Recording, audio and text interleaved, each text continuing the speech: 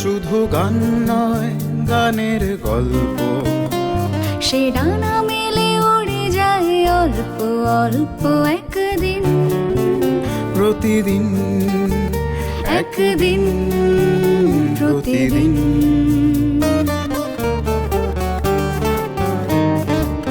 কেন সে গান গায় সে কথা অজানা, সে সরসন্ধির সন্ধিতে নিশানা।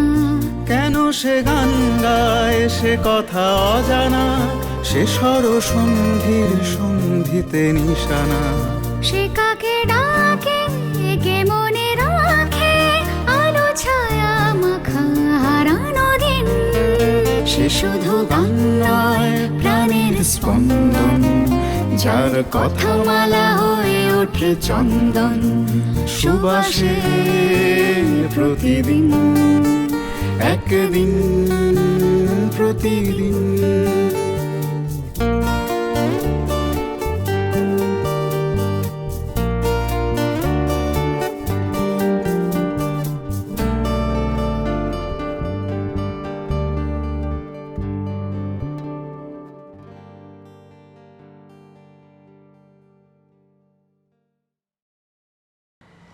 এবং এইগুলো মাঝে মাঝে বলতে হচ্ছে, তার কারণ হচ্ছে এগুলো যেন গানের একটা অনুষঙ্গ হিসেবে হঠাৎ করে উঠে আসছে।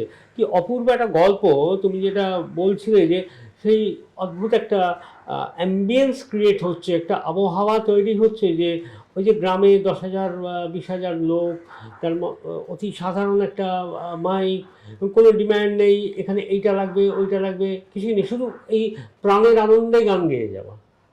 অবশ্যই। আচ্ছা, এবার আমি একটুখানি বলি, ইন্টারাপ্ট করছি।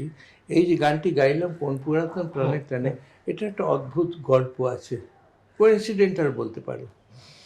সেটা হচ্ছে গিয়ে আমার ছোটোবেলায় যখন 5-এ পড়ি, আমাকে একটি রবীন্দ্রসঙ্গীত শিক্ষায়তনে আমাকে ভর্তি করা হয়েছিল। তো সেইখানে এই গানটি শিখেছিলাম। এক বিশেষ আমাদের শিক্ষিকা ছিলেন শ্রীমতী নীলিমা সেন, তার কাছে শিখেছিলাম। এবং সেই গানটি আমার এখনও মনে আছে। স্কুল থেকে ফেরতা, স্কুল আমার বাড়ি খুব কাছেই ছিল, নাচতে নাচতে বাড়ি ফিরছি স্কুলে, আর এই গানটি গাইছি এবং কল্পনা করছি যে আমি বড় হয়েছি, আমি রেকর্ড করছি, আমার রেকর্ড বেরোচ্ছে এবং কুকুর মার্কা লেভেলে আমার রেকর্ড বেরোচ্ছে। এই গান কুকুর মার্কা কোম্পানির থেকেই যখন একটা সুযোগ এলো, ডাক এলো প্রথমে, ডাকের আগে অনেক গল্প থাকে, সেসব আর বলছি না। আমি বাড়িতে বসে আছি, কেউ আমাকে ডাকবে, তখন তো এমন অবস্থা হয়নি। তো পোস্টকার্ড, তুমি আমার সাথে এসে দেখা করো, তোমাকে দিয়ে দুখানা রবীন্দ্রনাথের গান গাওয়াবো। তো গেলাম। তখন রিহার্সাল রুমটা সতীশ মুখার্জি রোডে ছিল।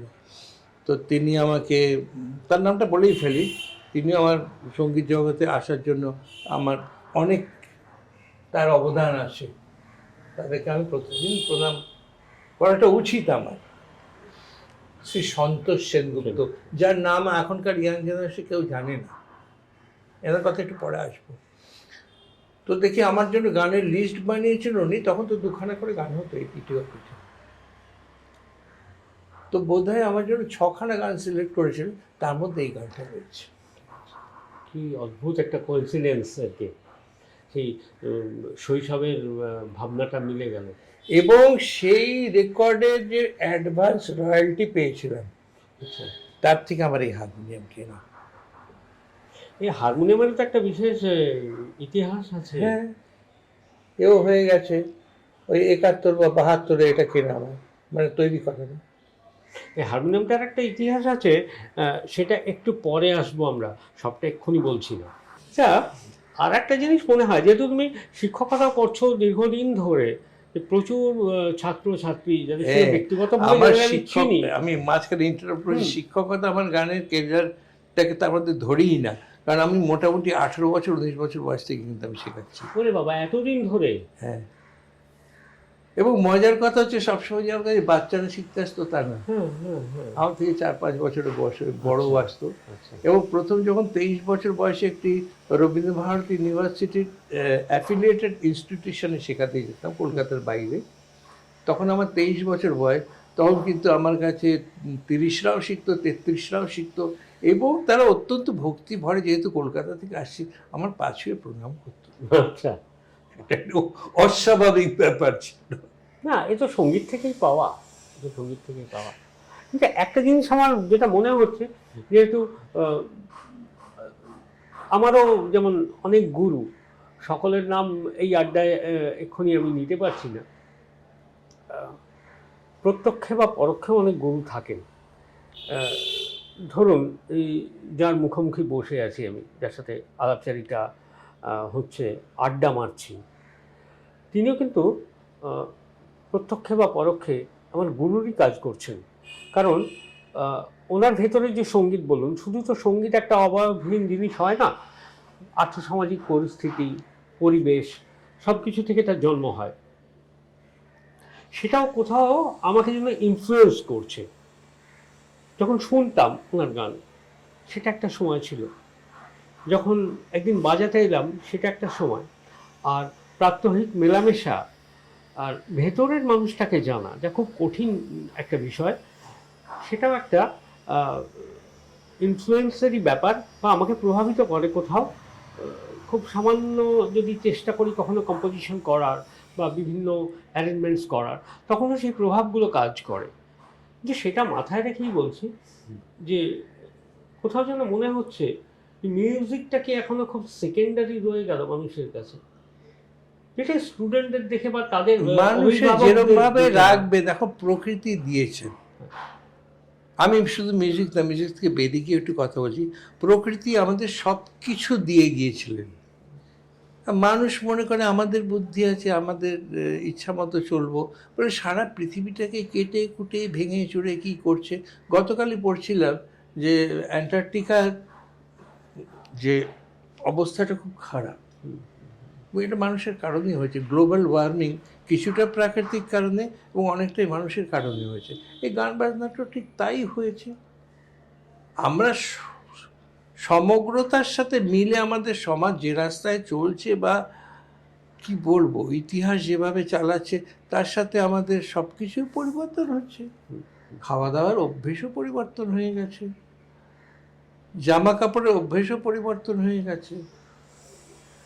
আজ থেকে 50 বছর আগে কেউ যদি আমার কাছে সালোয়ার কামিজ পরে গান শিখতে আসতো, তাই নিয়ে, বা জিন্স পরে আসতো, তাই নিয়ে পাড়াতে একটা চর্চা হয়ে যেত। আপনার কাছে কি ছিল জিন্স পরে কোনো মহিলা?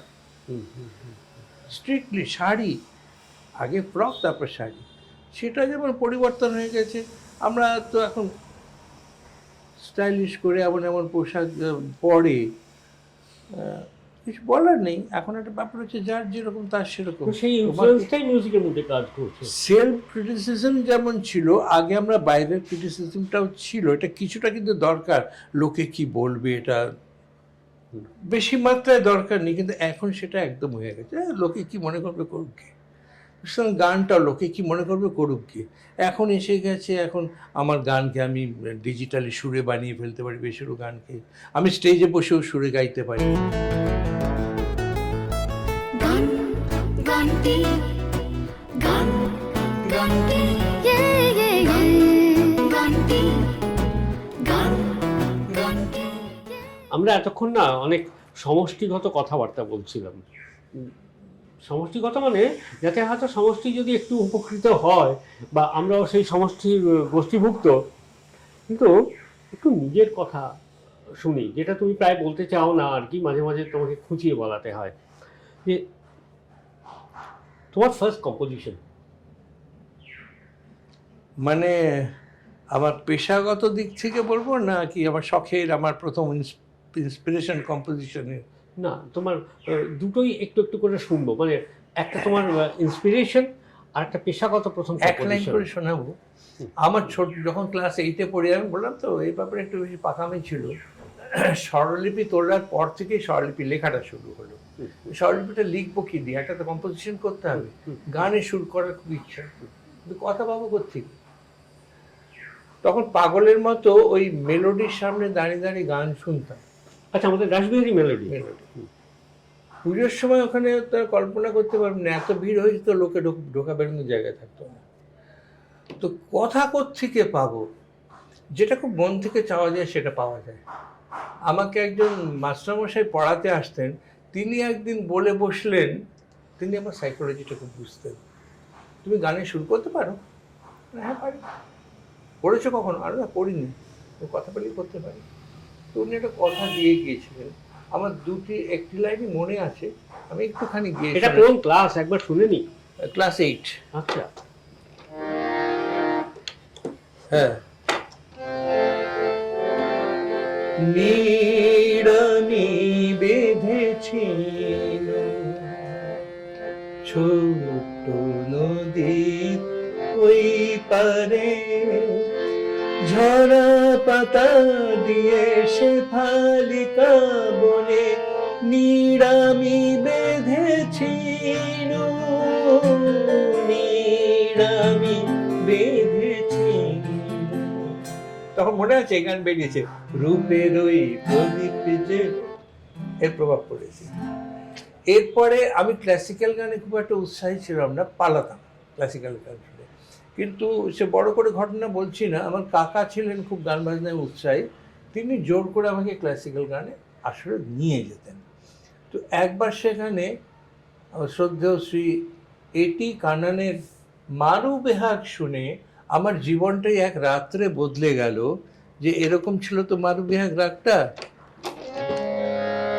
গম পনি সা নি পা ধা ম পা গা মা গা রে সা মা মা গা সা মা মা গা মা পা। একটি কথাটা শোন, এই যে কম্বিনেশনটা যারা বানিয়েছেন, এ কোনো ভাষা ছাড়া বলা হচ্ছে, আমি আমি তোমাকেই চাই, তুমি আমার শুধু, তুমি কি আমার হবে? দেখ তুই সামা গামা পা, তুমি হও না আমার, গামা পানি পানামা পা। তুমি যদি না চলো আমার সাথে, আমি কোথায় যাব? তো এই জীবনের কাউকে সাথী হিসাবে বলা যায়। আরও যদি আমরা গভীর থেকে গভীর জলে ডুবি, তাহলে বলতে পারবো যে কোত্থেকে আমি এসছি, কে তুমি, আর কে তুমি সবসময় সাথে থাকছো, গাইড করছো, দেখতে পাচ্ছ না, তোমাকে দেখতে চাই। তো এইটার থেকে আমার এসে গেল প্রায় 6 মাস ধরে মাথায় চলতে লাগলো এই যে সামা মা গা মা পা, এটা এটা আপনাদের একটা কথা কিছু বলতে চাইছে। তখন আমার বয়স 17। গানের সুরে সুরে এটা বারবার আসতে লাগলো। তারপর আমি বানালাম, তোমায় পেলাম খুঁজে আমার গানের সুরে সুরে, তাই তো আজি সাজাইছি হৃদয়ে তোমারে গানের সুরে সুরে। এবং আমি 80-র দশকের একটি মেয়ে বলছি, আমার প্রতিবেশিনী ছিল, ঠিক ছাত্রী ছিল না তখন, সে বোধ ওই 8-9-এ পড়তো, বারবার আসতো আমার গান শুনতো, কাকু কাকু বলতো। সে এখন বর্তমানে তার বয়সটা অনেকই বেড়ে গেছে, অস্ট্রেলিয়া থাকে। সে আমাকে বলল, কাকু আমি এই গানটি গাইব। আমি জানি না ও রিলিজ করেছে কিনা, কি করেছে জানি না, ওকে আমি ট্র্যাক করে দিয়েছিলাম গত বছর এই গানটি। আচ্ছা আচ্ছা। তো আমার 17 বছর মানে বুঝে দেখ সেই সময়ের গান। এবং এই গানটা মাঝখানে অবহেলিত ছিল। এখন আমার কাছে যারা নতুন শিখছে, যাদের বয়স এই 25-এর মধ্যে কি 30-এর মধ্যে, তারা কিন্তু খুব আনন্দ করে এই গানটা শিখছে। হ্যাঁ, কারণ অসম্ভব সুন্দর একটা অ্যাপিল। আমি বলছি এটা নিয়ে তুই কি করবি? না, আমার ভাল লাগছে, আমার কপালটা খুব ভালো। এই নিয়ে বলবো যে আমার কাছে যারা শিখতে আসে না, তারা গানকে ভালোবেসেই শিখতে আসে। তার মধ্যে অনেকে অনেক বড় বড় জায়গায় কাজ করে, কিন্তু ডাক্তার একজন আছে, তিনি অবশ্য প্রফেশনাল সিঙ্গারও বটে, আবার আরেকজন একটু সিনিয়র ডাক্তারও আছেন, বা স্কুলের টিচার তো অনেকে আছেন, প্রফেসর আছেন, ইঞ্জিনিয়ার আছেন ইত্যাদি। তো তারা কিন্তু ভালো গায়, তারা কিন্তু এতটা সবাই ইন্টারেস্টেড নয় এই ইউটিউবে গান দেবো, এই বেরোবে, এই করবে, লোকের সঙ্গে কথা। গানকে ভালোবেসে গান, ভালোবেসে গান।